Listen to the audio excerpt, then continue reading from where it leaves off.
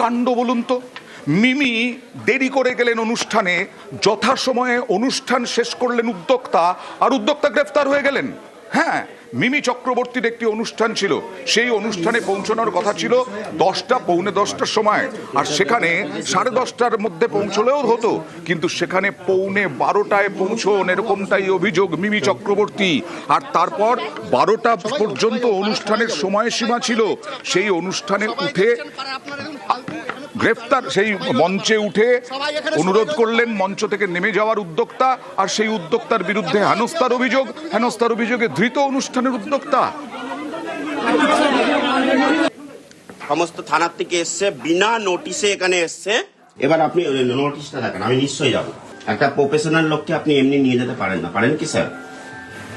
অবশ্যই পারেন। যে কমপ্লেনটা মিমি চক্রবর্তী করেছে সেই বিষয়ে আপনার নামে একটা এফআইআর। এলাকাবাসী তারা বাধা দিলেন পুলিশকে, কারণ তার যথেষ্ট ভালো ইমেজ রয়েছে এলাকায়। সবাই যাবো পাড়া, সবাই পাড়া দেখছেন আপনারা, সবাই দেখছেন পাড়া। আপনারা দেখুন এখানে ফালতু আরেকজন হচ্ছে, সবাই রয়েছে পাড়ার এখানে, সবাই রয়েছে পাড়ার। এই যে পুলিশ গাড়ি, মঞ্চে দেরিতে ওঠেন তারকা মিমি চক্রবর্তী,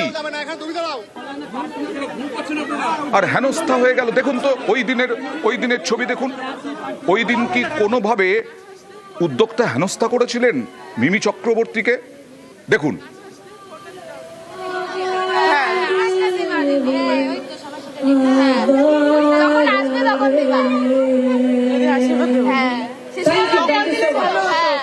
ওইদিকে সবাই যেমন দেখছিল।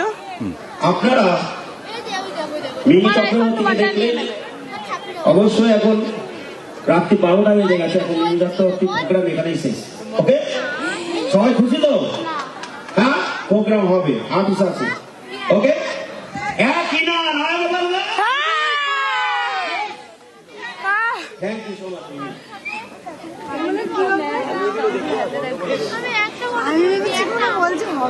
এতেই মিমির গোসা হলো।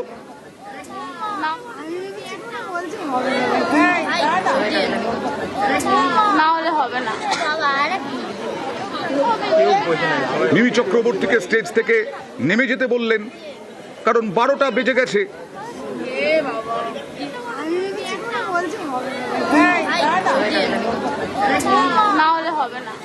সরাসরি চলে যাব প্রতিনিধি অনিরুদ্ধর কাছে। অনিরুদ্ধ, এ কেমন গ্রেপ্তার?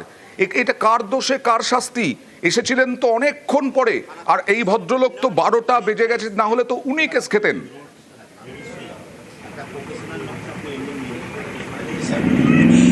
একদমই অয়নদা, গত 25শে জানুয়ারি উত্তর 24 পরগনার বনগাঁ পৌরসভার নয়াগোপালগঞ্জ যুবক সংঘের বাৎসরিক যে সাংস্কৃতিক অনুষ্ঠানে, সেই অনুষ্ঠানে 10:30টা নাগাদ মিমির আসার কথা ছিল।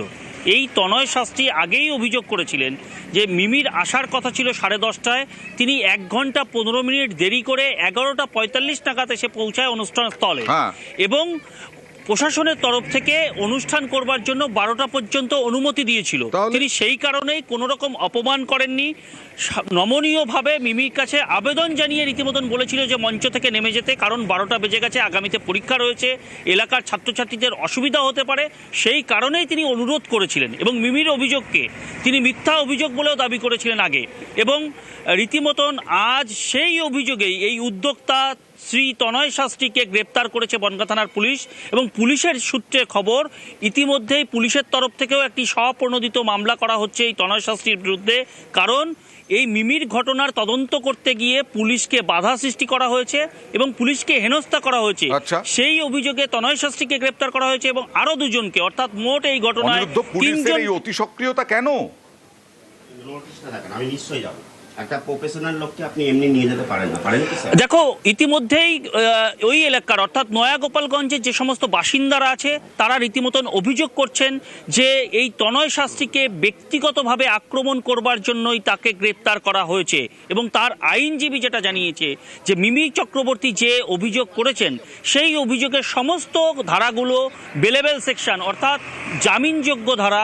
সেক্ষেত্রে কেন তাদের ক্লায়েন্টকে আগে থেকে নোটিশ দেওয়া হয়নি, বাহ। না নোটিশ দিয়ে গ্রেপ্তার করাটাকে অন্যায় বলেও দাবি আগে করছেন থেকে আইনজীবী। নোটিশ না দিয়ে তনয় শাস্ত্রীকে গ্রেফতার করা হলো দেখেই বোঝা যাচ্ছে পরিষ্কার যে 12টা বেজে গেছে, 12টার পরে অনুমতি আর নেই। তনয় শাস্ত্রী শাস্তিযোগ্য অপরাধে পড়ে যেতেন।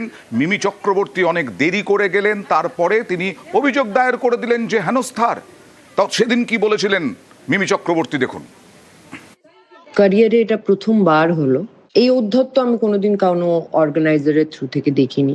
একজন মেয়ে যখন স্টেজ করতে যায়, আর সেই ক্ষেত্রে যে কোনো আর্টিস্ট, আজকাল লোকে ভাবা শুরু করেছে যে ওনারা তাদের প্রপার্টি হয়ে যায়। এখানে তো চুপ করে থাকার প্রশ্নই নেই। এই লোকগুলো এটাকে নর্মালাইজ করে এটা ভাববে যে বাকি মেয়েদের সাথে ওরা এটাই করতে পারে। সো আমার সাথে উনি যেটা করেছেন, আমি স্টেজে পারফর্ম করছিলাম, উনি হঠাৎ আমার পারফরমেন্সের মাঝে এসে আমায় বলেন আপনি চলে যান।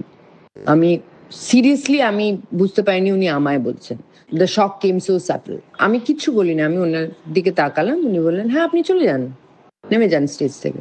আমি কিচ্ছু বললাম না, আমি গুড নাইট বলে নেমে চলে এলাম। তখনই এফআইআর করে দেওয়া হয়। আমি এটা শেষ দেখবো। মিমি চক্রবর্তীকে আমরা অনেক বিশ্বাসের সাথে এবং ভালোবেসে একজন ভালো অভিনেত্রী এবং একজন ভালো মানুষ হিসাবে আমরা এখানে উপস্থিত করেছিলাম। আমার কাছে মনে হচ্ছে আমরা ভুল কাজ করেছি ওনাকে নিয়ে এসে, কারণ আমার যখন কোনো বিষয় অন্যায় ছিল না, আমি তো তার কাছে কোনোভাবে নত হতে পারি না। সে সেলিব্রিটি হতে পারে, তাকে তো আমরা এমনি আনিনি।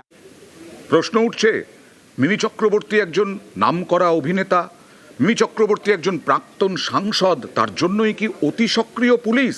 কার দোষে, কার শাস্তি? মঞ্চে অনেক দেরিতে ওঠেন তারকা মিমি চক্রবর্তী, আর 12টা পর্যন্ত অনুমতি ছিল এই অনুষ্ঠানের।